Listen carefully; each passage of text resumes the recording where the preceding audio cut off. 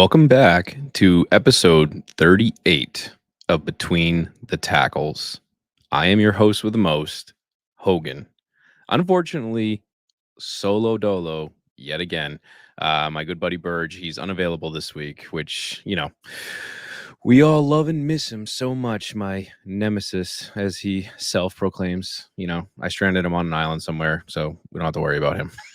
No, per usual, the ever so wonderful work schedule and everything that's going on, gets in the way as it always does with real life at this point. So hopefully the scheduling works out for the best at some point where we're back on track with where we need to be. But we'll end up we'll get where we need to be. But for now, I am here to bring you another fun filled episode. Going to be a little shorter than usual just because, I can only hear myself talk for so long. So hopefully you guys can indulge me as long as you possibly can.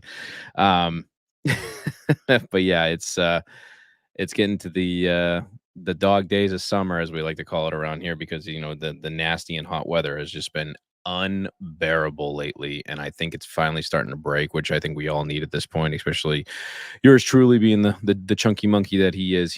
I need the fall weather as soon as possible. I need to be football weather. I need sweatshirts. I need sweatpants. I need relaxing. That is what we need at this point. Summer is for the birds, and you can quote me on that because I ain't messing around with it no more. Up here in the Northeast, it has just been brutal between the ridiculous heat that has just been unbearable as far as I'm concerned. But then on top of that, too, the humidity that we have up here for, like I said, any of us our Northeast listeners that we got on this show. So hopefully everybody else is doing a lot better than I am, because like I said, I can't stand it anymore. So hopefully the weather breaks. Hopefully we're getting to that cool part where we can start to settle down, get out of the summer, the worst days, and get back into fall and football season where that's where we need to be. But anyway, let's move on to a little bit of a news cycle that we got going on since the last time I was in front of the microphone talking about football. Funny enough, right after our last episode dropped, some news came out that a veteran player was changing teams that I hadn't really thought too much about, and that player is Jamal Adams. He just signed on with the Tennessee Titans at the end of last week. End of last week? Yeah, I believe. And honestly, it didn't even move the needle for me whatsoever, because Jamal Adams is just he had so much potential coming out when he first joined the Jets, and then to see him get traded the way he did to the Seahawks and all the hype and hoopla about him. And yeah, he could hit you like a ton of bricks, but his coverage was so poor a lot of times. So and obviously, if I get clipped here talking about him and it goes viral, I'm sure I'll hear from him because he loves to have his bouts with reporters on social media. So come at me, Jamal Adams. I mean, I could care less at this point because you're a washed up bum as far as I'm concerned. And Tennessee's not going to be any better with you. So good luck on your new home there. Tennessee's a trash team anyway. I said it. But really, the big news that everybody's been talking about more so recently is obviously Brandon Aiyuk, where he's officially requested the trade, as far as I'm aware. I know there was a lot of talk about it, and obviously a lot of people hoping and praying during the offseason that maybe their team could scoop him up. And I think the 49ers have been steadfast about the fact that they're not going to let him go. They plan to, play him, pay him, do all this. But from what I understand, the reports are showing that contract talks broke down very rapidly with him very recently, and it's not looking good in terms of him be staying a 49er, past the point that he's contractually obligated to be a 49er. That brings up a lot of interesting points for, obviously yours truly as a Pats fan, because the whole fan base is clamoring to go and get a bona fide weapon at the skill position, wide receiver. Obviously a lot of the names that fell through in the offseason with your Calvin Ridleys and the people that we've missed out on because of bad draft picks. N'Keal Harry was, a microcosm where he missed out on Debo, DK Metcalf. I mean, there's so many different guys that the Patriots have had the potential to have. So it's like, it'd be, for me personally, it'd be refreshing to see the Patriots go and grab a Brandon Aiyuk, because honestly, I didn't think much of him before. And then when I really started looking into what he brings to the table, I mean, obviously I've seen 49er games and it's like, yeah, he can go off and take over and be that playmaker you need him to be. But when I looked up his stats going into this podcast, I was kind of surprised to see that he's only 26 years old, which is very, very young football wise still, only been in the league 4 years. But then B, all of his stats progressively get better as his playing career goes on, where I look at it where, his first year in 2020, he only played in 12 games and he had, 748 yards, 5 touchdowns. And then, last year he had his most receiving yards with over 1,300. He had 7 touchdowns, which his best year was 8, but, like, he catches over 70 balls consistently now the last couple of years, and he's doing it with a quarterback that's Brock Purdy. So imagine what he would do with an established elite quarterback or something. It's just obviously we don't have that in New England. I'm by no means saying that is like a Jacoby Brissett or hopefully Drake May turns into that at some point. But I'm just curious to see that if the trigger were to be pulled for a trade to bring him to New England, how that would pan out where he's in such a good situation that he's in right now with the 49ers and he wants out so badly. Like, I understand he wants to get paid, but I guess it's just mind-boggling to me that the money is the more important part of what he's looking at right now as opposed to the chance of winning a championship where the 49ers are always on the cusp every year as Burgess, my co-host, always loves to say. They're the perennial Super Bowl losers. They get to the Super Bowl now and they lose, which is still crazy to me because they used to be the only team that was undefeated in the Super Bowl for forever.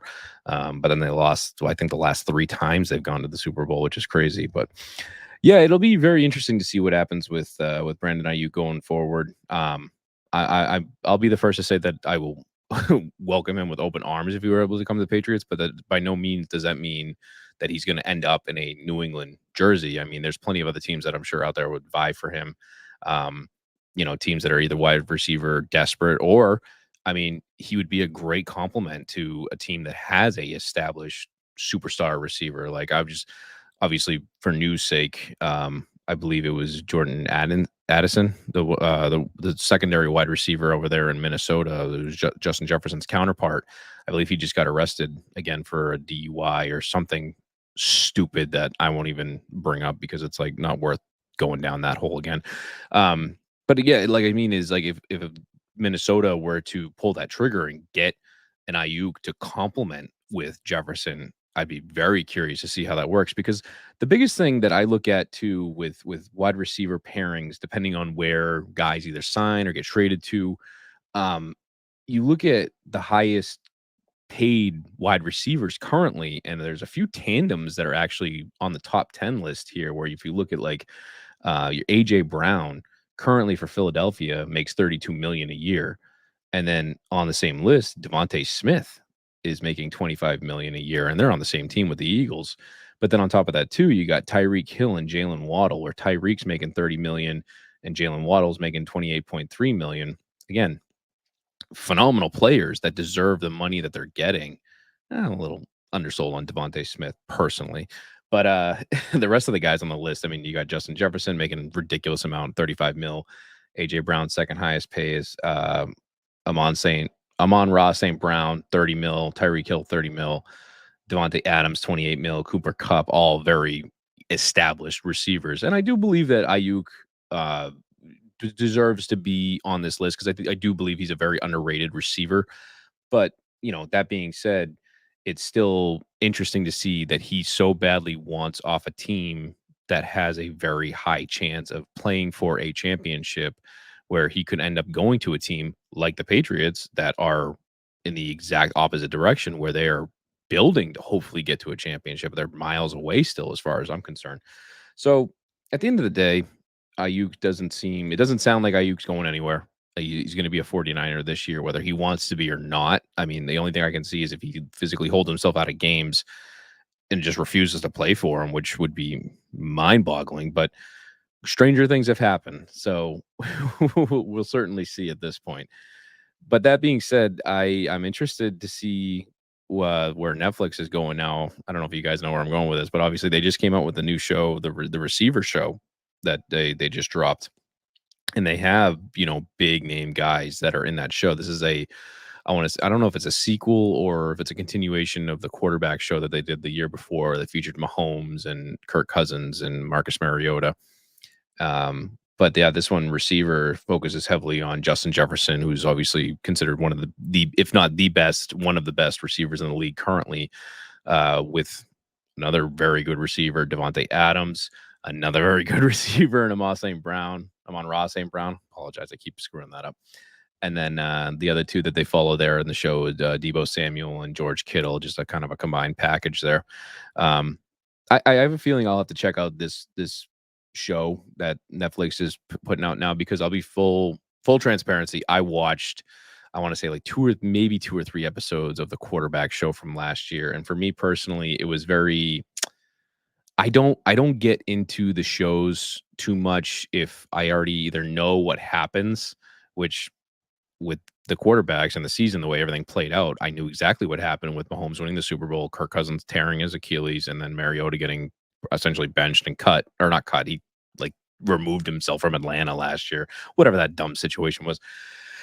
But on top of that, too, it wasn't anybody that I gave a shit about, if that makes sense, because I get Mahomes is the talent in the league right now at the quarterback position, but Kirk Cousins, you guys know if you've listened before, I'm on record as being like, I don't trust the guy. I don't even call him an established quarterback because he's won one playoff game. But then on top of that, too, he disappears in the regular season and primetime games. So I- he doesn't move the needle for me. Marcus Mariota hasn't moved the needle for me since his rookie year. And even then, I saw right away that he was going to be a burnout within the first season. So if you get good quality players to follow, to interact with, to see behind the scenes, I can see it. And then on top of that, too, it's more if the episodes were released during the season, I think that would be more, you could put more into it for me personally watching it, because it's like if I don't know, or if I'm keeping up with the games and the season and seeing how it's going, where, like I said, where that comes out the year after where I already know what happens, it takes away some of the magic for me. And I get, you can't produce a show and film and do everything, instantaneously. But like with Hard Knocks, I find those a little more palatable, because it's like you really see behind the closed doors with the guys that are in the camps, and it essentially almost follows it week to week as the preseason goes on, which is why I find those more enjoyable. And, especially if it's a team that I don't care about, which they've never done the Patriots on the Hard Knocks. So it's like I can watch whatever team. But I'll probably end up watching the receiver show, because at least they have some big name guys on there. Like obviously Justin Jefferson is world class talent. Devontae Adams, up till a couple of years ago, the argument could be made that he was one of the best receivers in the league, or the best. And then Amon-Ra St. Brown. I get that name; it just gets me. He's quickly becoming one of the best, especially in Detroit.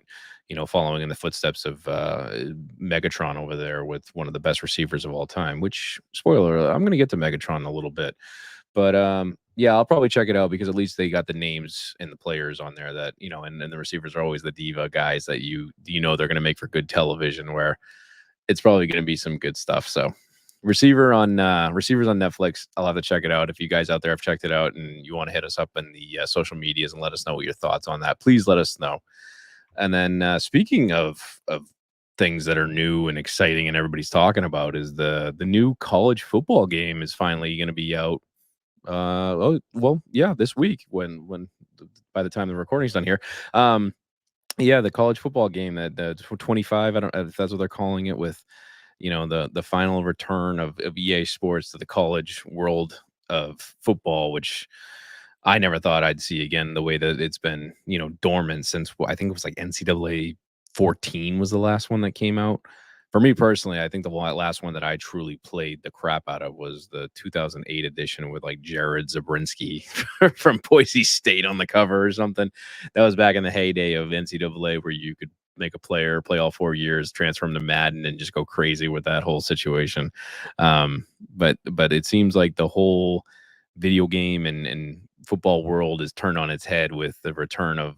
They're not calling it NCAA; they're calling it college football, I believe. But either way, it's going to be fascinating to see. And I've already had a couple buddies that have like the early access where they played some of the games and the dynasty mode that they do, where their whole recruitment now, and then the where you create a player and you have to deal with social media and all that stuff. So it's going to be.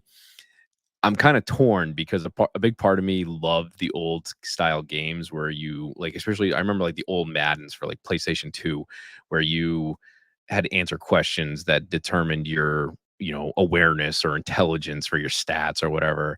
Or you could sign on to movies and answer questions, whether it's like, your teammates like you or whatever. It just goofy stuff, but it made it more, I don't want to say realistic, but it at least made it like interesting. Um, but I'm very curious to see how the whole social media aspect will play, and I'm sure people will slide into your DMs or whatever it is at this point.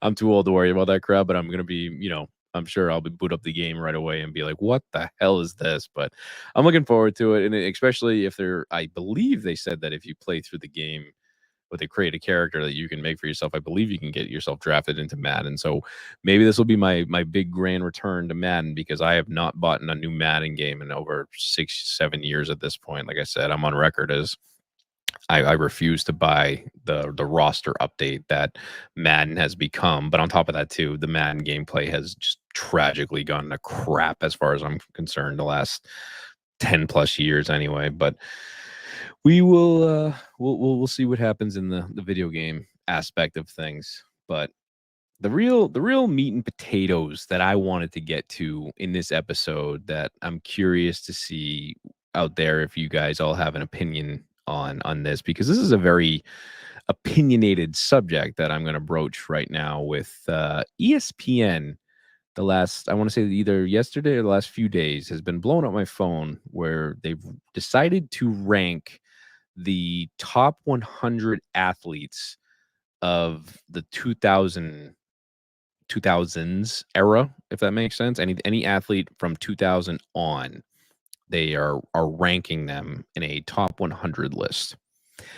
And today, I believe they announced their top 20. I think they did 120 through number one. And of course, I was getting a few updates here and there because I do specifically get football news updates on my phone as opposed to all sports, unless it's like, crazy big stuff. And I've been noticing some names that have been popping up on the list that I sat there and I was kind of confused about because I wasn't sure what their rankings meant when they were talking about top 100 athletes. Are they talking about their accomplishments? Are they talking about their actual athleticism? Because the argument can be made a thousand different ways between different players, different sports, different positions. I mean, it's an impossible question to ask in reality, but the brainiacs and ESPN found a way to do it where they put together a list. And what I'm going to do, first and foremost, I'm going to read off there were 10 NFL players total on the top 100 list. And full disclosure, I read the kind of the requirements that how to get on this list is any accomplishments that the individual, the athlete, whatever, did from the year 2000 and on.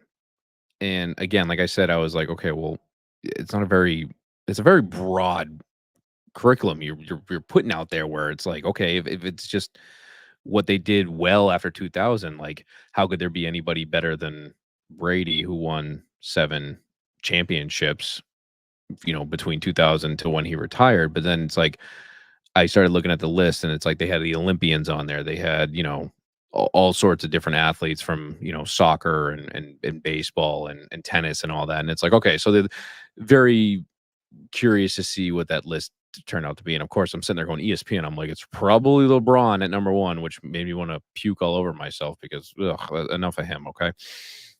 However, he did not make number one. LeBron was not number 1. I believe he was number 4, if I'm not mistaken. Brady ended up being 5, which baffled me.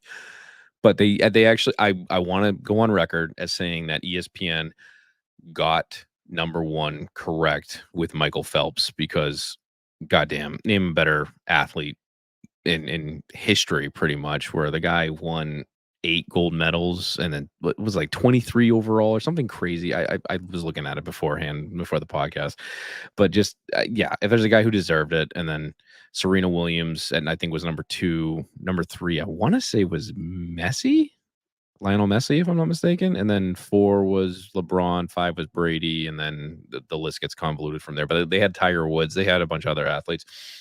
But like I said, going back to what football first and foremost, that's what we're here to talk about. I should say I'm here to talk about. The 10 players that ended up on the top 100 list for NFL players were Brady at 5, and then I didn't look up the exact numbers for each one. I just looked at the list very quickly and I wrote them down for you guys. So Brady was number 5. Mahomes was next. Aaron Donald was after Mahomes. Peyton Manning was after Aaron Donald. Randy Moss was I want to say he was directly behind Peyton. Like again, I didn't write down the numbers, but this is the order that they had them in. Where I want to say Mahomes was in the teens, Donald was 20, Peyton and Randy were in the mid 20s. Calvin Johnson was in the 50s, I believe, along with J.J. Watt and Ray Lewis, who I believe was in the 60s. Aaron Rodgers came in later on. I want to say towards the 90s. Same with Darrelle Revis. And then I do remember Ed Reed was 99 and Charles Woodson was number 100. So that list, like I said, it could be very, very convoluted depending on looking at the other athletes that are a part of that list. Like I said, you're throwing in baseball players, you're throwing in hockey players, you're throwing in there's so many different sports. I mean, like Usain Bolt was another one I completely left off the list. I think he was like number 9, where he was literally the fastest man on the planet and broke every sprinting record in Olympic history.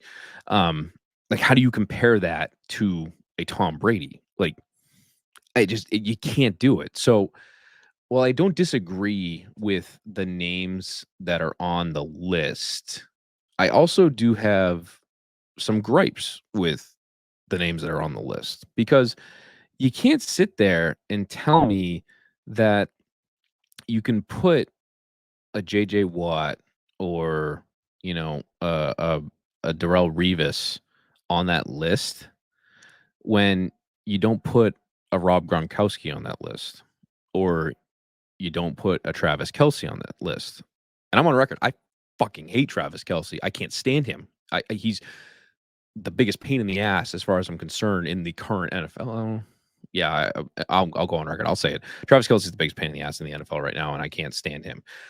That being said, he's one of the best tight ends that ever played the game, and what he's done is unfathomable. Like he at some point, I'm not saying now, at some point, he may dethrone Anthony Gon To Tony Gonzalez as the best tight end that played for the Kansas City Chiefs, and that's saying something because Tony Gonzalez was the pinnacle of tight ends for forever.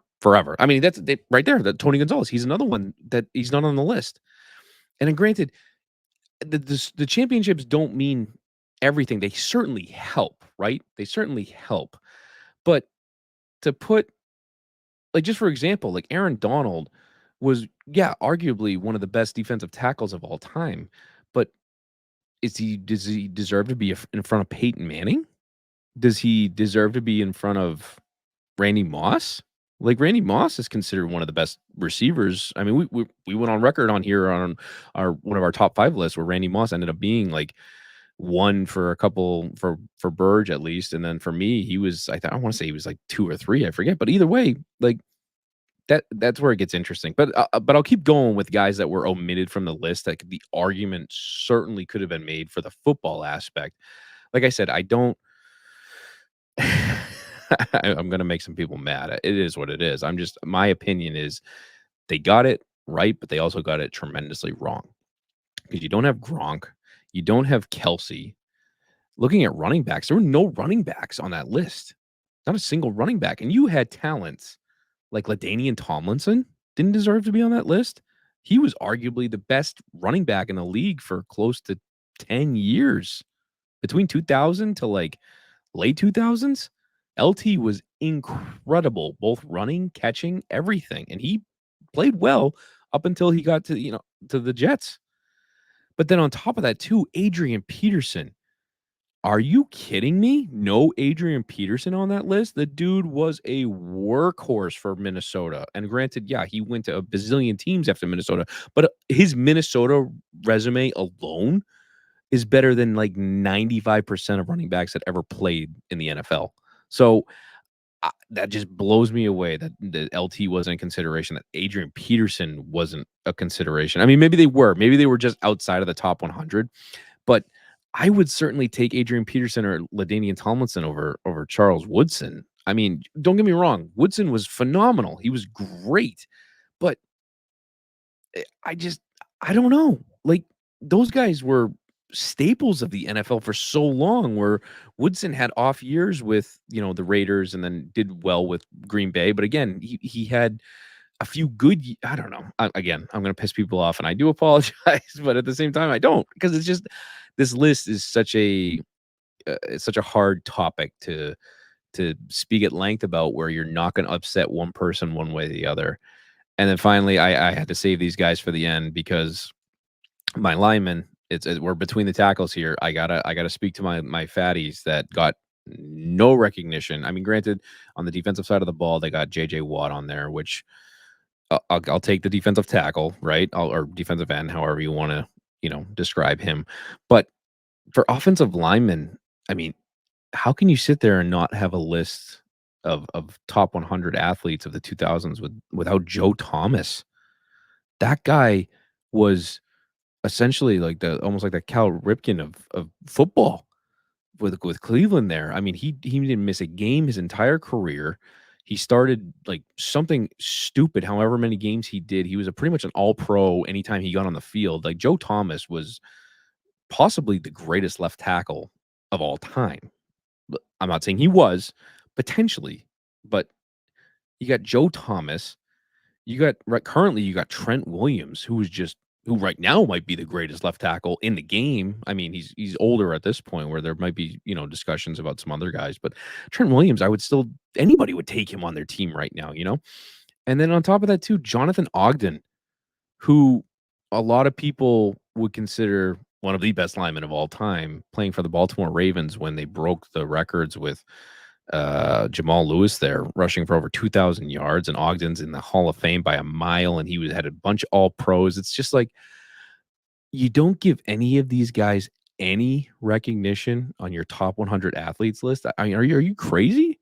Again, it's I say that, but maybe they don't deserve to be on it. I don't know, because like I said, they have great and good names already on the top 100 with who they have there. But at the same time, the argument can easily be made. Like, how can you have, you know, Aaron Rodgers on the same list when Gronk did what he did?